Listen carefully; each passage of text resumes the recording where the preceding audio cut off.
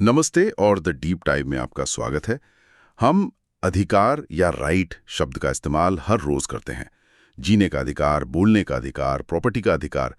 लेकिन क्या हो अगर मैं कहूं कि कानून की दुनिया में ये एक शब्द असल में चार अलग अलग और कभी-कभी एक दूसरे से टकराने वाले आइडियाज का गुच्छा है। बिल्कुल। और इस गुत्थी का न सुलझाने की वजह से बड़ी बड़ी कानूनी बहसों में भी बहुत कंफ्यूजन हो जाता है। आज हमारे पास RWM डायस का एक क्लासिक टेक्स्ट है जो अमेरिकी विधि शास्त्री वेस्ली हॉफफील्ड के काम को समझाता है। हॉफील्ड? हाँ, हॉफफील्ड ने ही हमें वो डिकोडर रिंग दी जिससे हम राइट शब्द के पीछे छिपे चार अलग अलग मतलबों को समझ सकते हैं। तो आज का हमारा मिशन है इस अधिकार शब्द का एक्सरे करना।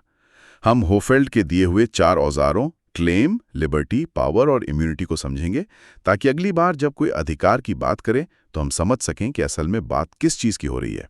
तो चलिए इसे खोलते हैं। हॉफील्ड ने शुरुआत कहां से की? हॉफफील्ड ने देखा कि सबसे बड़ी प्रॉब्लम जो है वो भाषा की है। डायस के टेक्स्ट की एक लाइन है, Claims, liberties, powers and immunities are subsumed under the term rights in ordinary speech, but for the sake of clarity and precision, it is essential to appreciate that this word has undergone 4 shifts in meaning.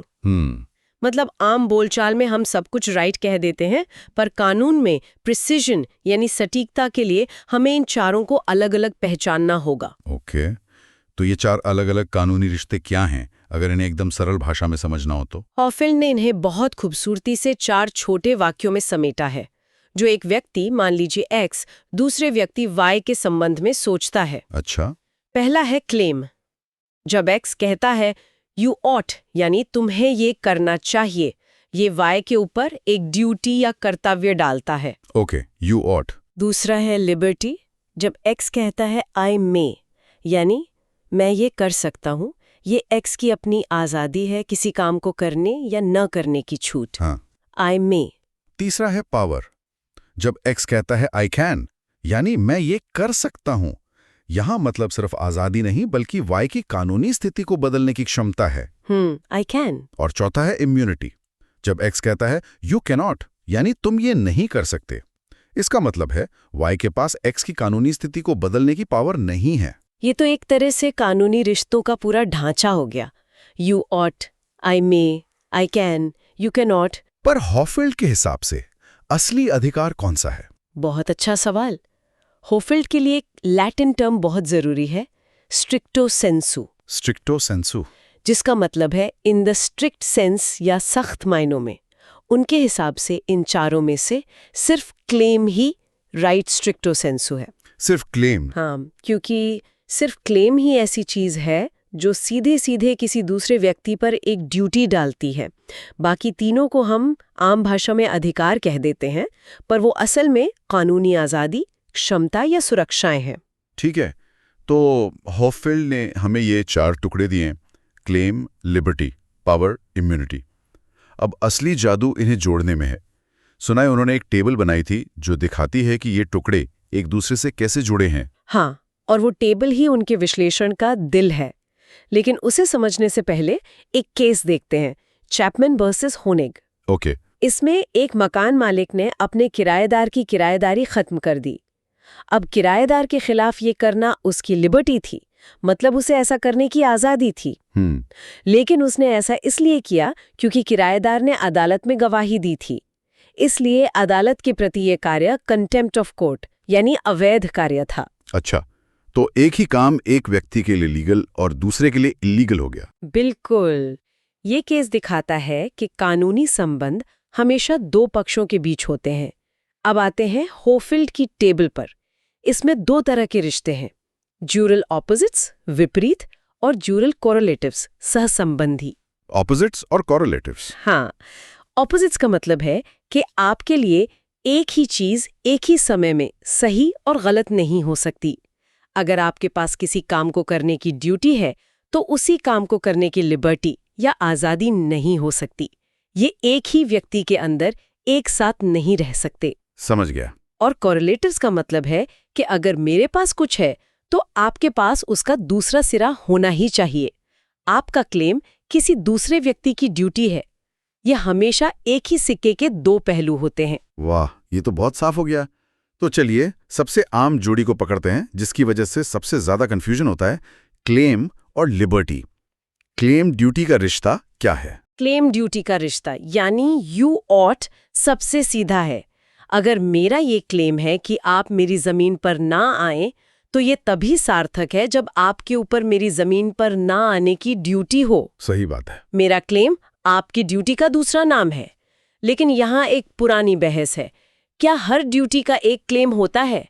Austin जैसे विचारक मानते थे कि कुछ absolute duties होती हैं, जैसे आपराधिक कानून की ड्यूटी, उनका कोई कॉरेलेटिव क्लेम नहीं होता। मतलब ड्यूटी तो है पर उसे क्लेम करने वाला कोई नहीं है। इसका कोई असली दुनिया का उदाहरण है? बिल्कुल।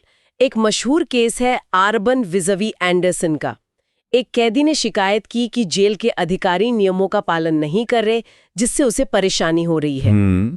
अदालत ने माना कि अधिकारियों की ड्यूटी तो है नियमों का पालन करने की, पर वो ड्यूटी राज्य के प्रति है, एक सामान्य प्रशासनिक ड्यूटी है। वो ड्यूटी व्यक्तिगत रूप से उस कैदी के प्रति नहीं थी। अच्छा, तो ड्यूटी थी पर उस कैदी का पर्सनल क्लेम नहीं बनता था। एग्जैक्टली। एक और केस है बो मेकर लिमिटेड वर्सेस टेबर। इसमें अदालत ने कहा कि जब कोई ड्यूटी जनहित में लगाई जाती है तो कोई व्यक्ति अपनी सहमति से उसे खत्म नहीं कर सकता। ओके। यहाँ एक लैटिन मैक्सिम है, वोलेंटी नॉन फिट इंजूरिया। इसका मतलब है एक इच्छुक व्यक्ति को चोट नहीं पहुंचती। अदालत ने कहा कि इस मैक्सिम को आप एक सांविधिक कर्तव्य, मतलब एक स्टैट्यूटरी ड्यूटी के उल्लंघन के लिए डिफेंस के तौर पर इस्तेमाल नहीं कर सकते। समझ गया, मतलब पब्लिक ड्यूटी को आप प्राइवेट एग्रीमेंट से खत्म नहीं कर सकते। अब आते हैं लिबर्टी पर। लिबर्टी यानी आई मे। लिबर्टी का सीधा मतलब है ड्यूटी का न होना, द एब्सेंस ऑफ ड्यूटी। अगर मेरे पास हैट पहनने की लिबर्टी है, तो इसका मतलब है कि मुझ पर हैट न पहनने की कोई ड्यूटी नहीं है। और इसका कोरोलेटिव यानी जुड़वा क्या होगा? No claim. मतलब अगर मेरे पास हैट पहनने की लिबर्टी है, तो दुनिया में किसी और के पास मुझे रोकने का कोई क्लेम नहीं है। तो अब सबसे जरूरी सवाल पर आते हैं, इन दोनों में क्लेम और लिबर्टी में असल फर्क क्या है? टेक्स्ट इस पर बहुत जोर देता है। A claim implies a correlative duty but a liberty does not. यही सबसे बड़ा आहा मोमेंट है। लिबर्टी सिर्फ मेरी आजादी है, मेरे अपने काम करने की स्वतंत्रता। क्लेम दूसरों पर एक कर्तव्य डालता है, उन्हें हस्तक्षेप करने से रोकने की मेरी शक्ति है। एक मिनट, ये थोड़ा कंफ्यूजिंग है। मतलब मेरे पास कुछ करने की आजादी लिबर्टी हो सकती है, हाँ, पर अगर कोई मुझे रोके तो उसे रोकने का अधिकार क्लेम नहीं हो सकता। एग्जैक्टली।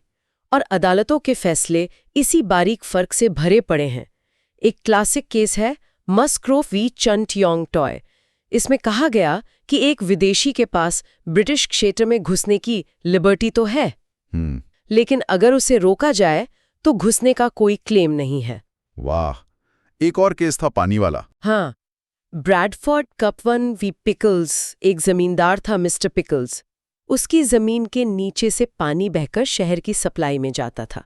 उसने अपनी जमीन पर कुआं खोदकर पानी निकालना शुरू कर दिया, जिससे शहर की सप्लाई कम हो गई। हाँ, अदालत ने कहा मिस्टर पिकल्स के पास अपनी जमीन से पानी निकालने की लिबर्टी है, शहर के पास उसे ऐसा करने से रोकने का कोई क्लेम नहीं था। यानी पहले आओ पहले पाओ का क्लासिक मामला।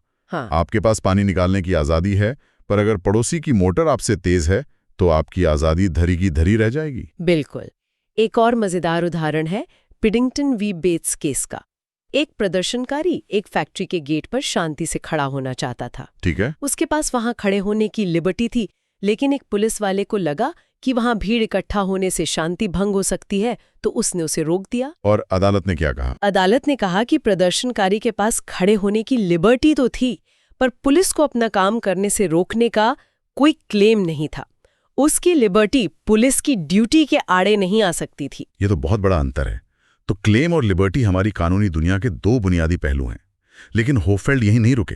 अगला कॉन्सेप्ट है पावर, यानी आई कैन। ये लिबर्टी से कैसे अलग है? अगर लिबर्टी सिर्फ कुछ करने की आजादी है, तो पावर कानूनी नक्शे को ही बदलने की क्षमता है। It's the ability to alter legal relations. उदाहरण के लिए, जब आप वसीयत बनाते हैं तो आप एक पावर का इस्तेमाल कर रहे हैं।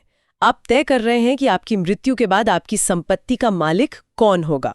जब आप कोई कॉन्ट्रैक्ट साइन करते हैं, आप एक पावर का इस्तेमाल कर रहे हैं। और इसका कॉरेलेटिव यानी जुड़वा है लायबिलिटी, यहाँ लायबिलिटी का मतलब सजा या जुर्माना तो नहीं है? नहीं, यहाँ लायबिलिटी का मतलब है किसी और की पावर से आपकी कानूनी स्थिति के बदले जाने की संभावना।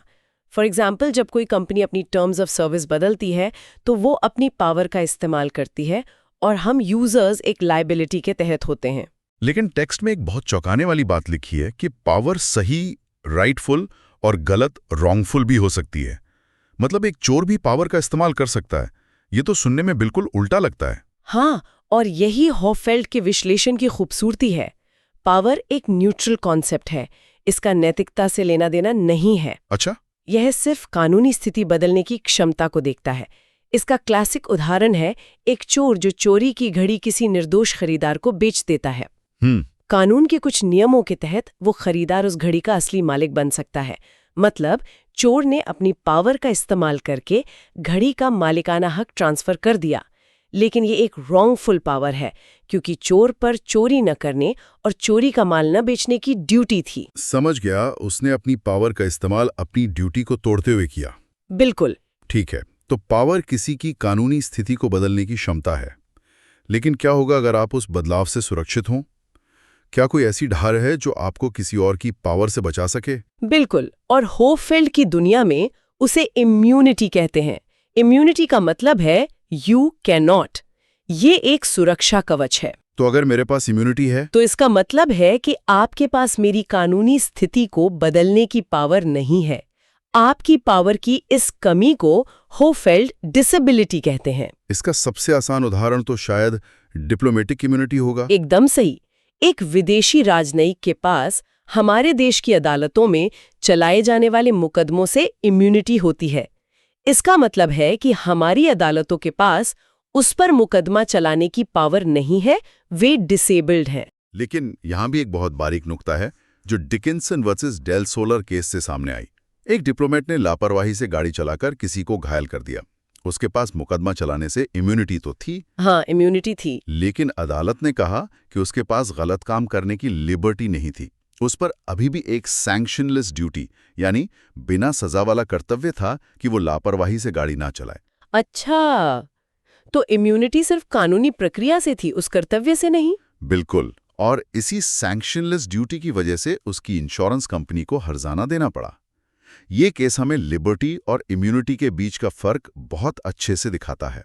तो कुल मिलाकर हमने होफेल्ड के 4 ज्यूरल संबंधों को समझा। Claim duty, liberty no claim, power liability और इम्यूनिटी डिसेबिलिटी। ये विश्लेषण दिखाता है कि राइट जैसे एक आम शब्द के पीछे कितनी कानूनी जटिलता छिपी है और अदालतों में सही तर्क देने के लिए इस तरह की स्पष्टता कितनी जरूरी है। बिल्कुल। ये सिर्फ एक अकादमिक अभ्यास नहीं है, ये सोचने का एक नया तरीका है। और अंत में एक विचार छोड़ जाते हैं जिस पर सोचने से ये सारे कॉन्सेप्ट्स और भी स्पष्ट हो जाएंगे। जब हम भारत के संविधान में मौलिक अधिकारों या फंडामेंटल राइट्स के बारे में पढ़ते हैं तो हम असल में होफेल्ड की इन 4 अवधारणाओं में से किसकी बात कर रहे होते हैं? क्या अभिव्यक्ति की स्वतंत्रता का अधिकार मतलब right to freedom of speech एक लिबर्टी है, यानी कुछ भी कहने की आजादी, या ये राज्य के हस्तक्षेप के खिलाफ एक क्लेम है, या ये सेंसरशिप से एक इम्यूनिटी है, या फिर ये सार्वजनिक विमर्श को प्रभावित करने की एक पावर है? वाह, आज की चर्चा ने हमें इसका विश्लेषण करने के औजार दिए हैं। इसका जवाब शायद इन सबका एक मिश्रण है, लेकिन ये जानना कि हम कब लिबर्टी की बात कर रहे हैं और कब क्लेम की, एक गहरी संवैधानिक बहस का विषय है। और अब हमारे श्रोता उस बहस को समझने के लिए पहले से कहीं बेहतर तरीके से तैयार